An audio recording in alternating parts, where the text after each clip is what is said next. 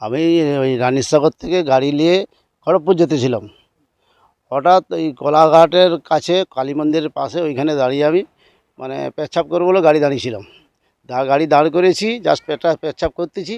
হঠাৎ বাইক নিয়ে এসে তিনজন, আমাদের দুজন ছিলাম, দুজনকে ওই লঙ্কা গুঁড়ো স্প্রে করে দিয়ে আমার গাড়িতে 5 লাখ টাকা ছিল, এই টাকাটাকে ছিনতাই করে নিয়ে চলে গেছে। আমি তখন নিরুপায় হয়ে গেছি, চোখে তো কিছু দেখতে পাচ্ছি নি। ধরতে চেষ্টা করছিলাম কিন্তু আমি ধরতে পারিনি। তো কথা হচ্ছে আমি চোর চোর বলে চিৎকার করছিলাম। তো সেই অবস্থায় তারা বাইক নিয়ে চলে গেছে। ওই 8টা থেকে 8টা 10-এর মধ্যে। মানে কজন ছিল আপনার সঙ্গে? আমরা দুজন ছিলাম, ওরা তিনজন ছিল। আমরা তো খড়গপুর যাচ্ছি মাল করতে। তো সেই অবস্থা আমরা কোলাঘাট মোড়ে ওইখানটায় দাঁড়িয়ে পেচ্ছাপ করতে জাস্ট দাঁড়িয়েছি।